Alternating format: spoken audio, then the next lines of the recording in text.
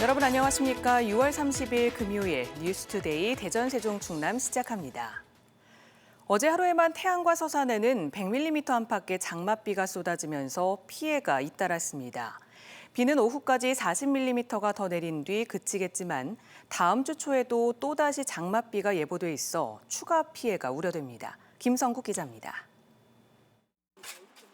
쏟아지는 폭우에 주택 담장이 무너져 내렸습니다. 콘크리트 더미가 옆 건물을 덮치면서 유리창이 깨지고 엉망이 됐습니다. 사무실에 물이 막 잔뜩 하잖아요. 그래서 보니까 옆에 담이 무너져가지고 아까 비 엄청 올 때 그렇게 된 것 같아요. 빌라 지하실에도 빗물이 들이닥쳤습니다.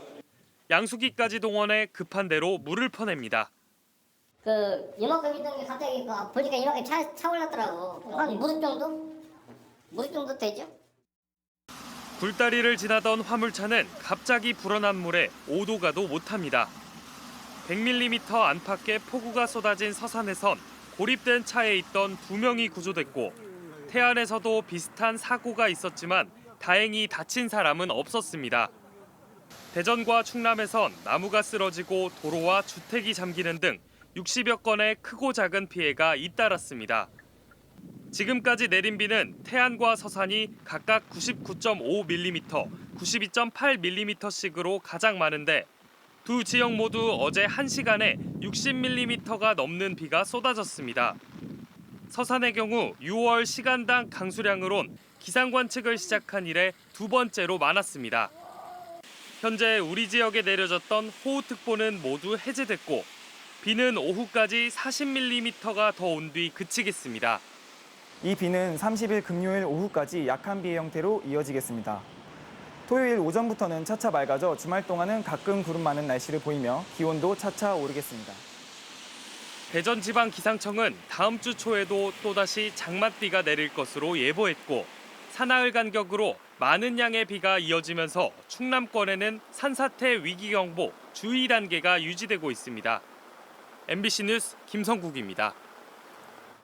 조직위원회 구성을 둘러싼 갈등으로 가처분 신청이 제기된 2027 충청권 하계 세계대학 경기대회 창립총회가 어제 예정대로 대전에서 다시 열렸습니다.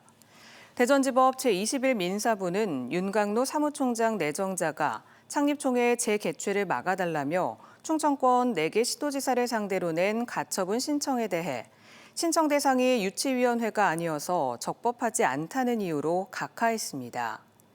유치위는 창립총회를 다시 열고 사무총장 없이 이창섭 상금 부위원장 1인 체제로 조직위원회를 꾸리기로 의결했는데 윤 내정자가 법적 대응을 예고하고 나서 여전히 불씨도 남은 상황입니다.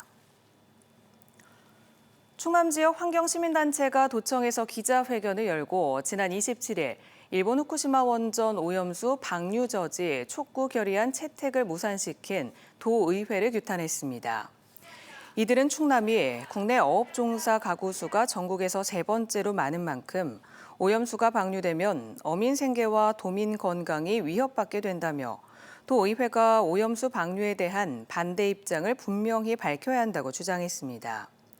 또 오염수 해양 방류 문제는 정쟁 대상이 아니라며 도의회가 일본 오염수 방류를 막고 피해를 최소화하기 위한 대책을 수립해야 한다고 강조했습니다. 최근 전국에서 유일하게 대전에 위치해 있다 안전 문제로 폐쇄된 학교폭력 피해 학생 지원 기관인 해맑음센터 대체기관이 이르면 오는 2026년 문을 엽니다. 교육부는 국립학폭피해 지원 전문기관 설립을 위해 오는 8월부터 준비위원회를 꾸려 이르면 내년 초 착공에 들어갈 계획입니다. 해당 기관에는 기숙형 치유회복지원센터가 설치되며 학교폭력 피해 학생이 입소해 장단기 프로그램에 참여할 수 있도록 도울 계획입니다. 민선 사기 1년을 보낸 세종시는 부동산 규제 완화 등 성과에도 불구하고 세종보 문제나 국회 세종의사당 건립 지연 등 현안이 적지 않은데요. 보를 해체하는 대신 활용하는 쪽으로 가닥을 잡은 정부에 이어 최민호 세종시장도 연일 존치 필요성에 목소리를 높이고 있습니다. 차일피일 미뤄지고 있는 국회 규칙 제정 역시 어떻게 실마리를 찾을지 관심입니다. 김유미 기자가 보도합니다. 취임 1주년 기자회견에 나선 최민호 세종시장. 대통령 제2집무실과 국회 세종의사당 건립이 국정과제로 확정된 데 이어 관련 예산도 확보됐다는 성과를 강조했지만 용역이 진행 중인 대통령 집무실과 달리 세종의사당은 국회 규칙 제정이 미뤄져 497억 원의 예산을 한 푼도 쓰지 못했습니다. 자문단을 꾸려 다시 꼼꼼히 살피겠다는 국회를 어떻게 설득해 건립에 속도를 낼지가 가장 큰 숙제입니다. 최근 국회 1인 시위에 이어 여야 의원들을 잇따라 만난 최 시장은 상임위인 국회 운영위원장을 맡은 윤재옥 국민의힘 원내대표도 의지가 확고하다며 일부에서 제기된 여당 책임론을 일축했습니다.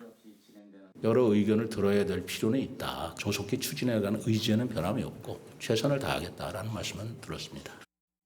세종의사당이 세종시만의 문제가 아닌 균형 발전의 상징인 만큼 충청권 4개 시도가 공동으로 촉구하는 등 해법을 마련 중입니다.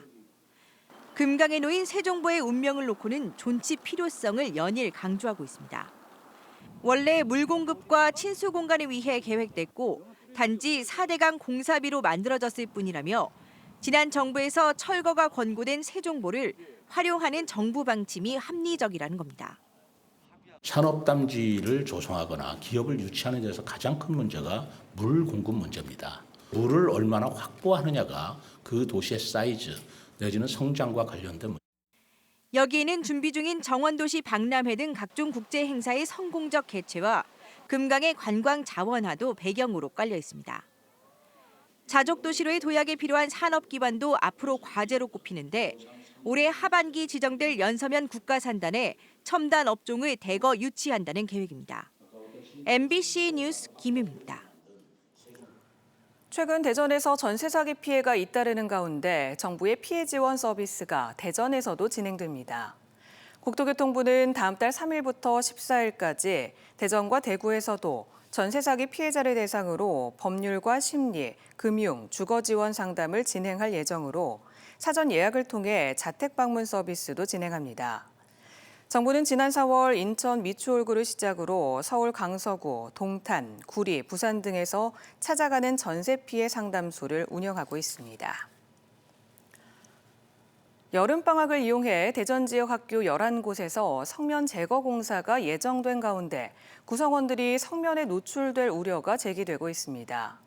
대전시 교육청은 이번 여름방학 동안 초등학교 9곳과 중고등학교 1곳씩에서 성면 제거 공사를 진행하며 4곳은 모두 철거를, 나머지 7곳은 동이나 층별 부분 철거를 추진할 예정인 것으로 파악됐습니다. 이와 관련해 전문가들은 성면 철거를 여러 번에 나눠 진행할 경우 학생이나 교직원들이 성면에 노출될 위험이 있다고 지적하고 있어 보다 세밀한 대책이 요구되고 있습니다. 진료 기록을 조작해 보험사로부터 수십억 원의 보험금을 타낸 천안 지역 병원 3곳과 가짜 환자들이 무더기로 경찰에 적발됐습니다. 충남경찰청은 지난 2017년부터 5년 넘게 피부관리 등 실손보험 적용 대상이 아닌 시술을 받은 뒤 진단명을 바꾸는 수법으로 8천여 차례에 걸쳐 진료 기록을 조작하고 보험사 14곳으로부터 23억 원가량을 편취한 혐의로 의사 3명과 간호사 20명을 입건하고 병원 상담실장을 구속했습니다. 대전시의회 사무처 직원이 현장에 출동한 119 구급대원에게 욕설과 협박을 했다는 주장이 제기돼 논란입니다. 가족을 특정 병원으로 이송해달라는 과정에서 빚어진 일이라는데 당사자는 갑질 의혹을 전면 부인하고 있습니다. 박선진 기자입니다. 구급차 한 대가 상점가를 지나갑니다. 80대 노인이 낙상 사고를 당했다는 신고를 받고 출동하는 길입니다. 할머니 이렇게 누워 계시고 식구인지 누구 어떤 남자분 안에 앉아 계시고 구급대원이 출발 안 하고 구급차 잡고 이렇게 한참 서 계시던데. 그런데 보호자가 종합병원 응급실 대신 환자가 평소 다니던 개인 정형외과로 가겠다고 버티면서 소동이 빚어졌습니다. 환자를 태운 구급차는 보호자와 구급대원이 실랑이를 벌이는 동안 3시간이 넘게 이곳에 세워져 있었습니다. 이 과정에서 보호자의 욕설과 소방 예산을 줄이겠다는 등의 협박이 있었다는 게 소방노조의 주장입니다. 당시 대원들은 환자에게서 미세한 고관절 골절이 의심되고 고령인 만큼 입원 치료가 필요하다고 판단했습니다. 소방청의 119 대원 현장 응급처치 표준 지침에 따라 현장 대원은 환자의 상태에 따라 이송기관을 결정할 수 있습니다. 하지만 보호자는 자신의 요구를 굽히지 않았고 끝내 소방서 당직자까지 불러내 사과를 요구한 것으로 알려졌습니다. 알고 보니 이 보호자 대전시 의회 사무처 고위 공무원이었습니다. 또 현장에 들어와서는 구급대원들은 또 동향 보고도 해야 되고 또 경위 파악도 해야 되고 그래서 구급차를 총 따져보니까 5시간을 세워놨더라고요. 대전시 역사상 이 구급차를 이렇게 5시간 동안 세워놓고 이렇게 한 전례가 없습니다. 해당 공무원은 노조 측의 문제 제기 이후 소방서장과 노조 등에 사과했지만 갑질 의혹은 부인했습니다. 야라고 얘기한 거는 기억나요. 근데 저도 흥분 상태였기 때문에 저는 욕설을 했다고는 기억하지 않습니다. 그리고 제가 무슨 권한이 있다고 뭐 예산을 얘기하겠어요.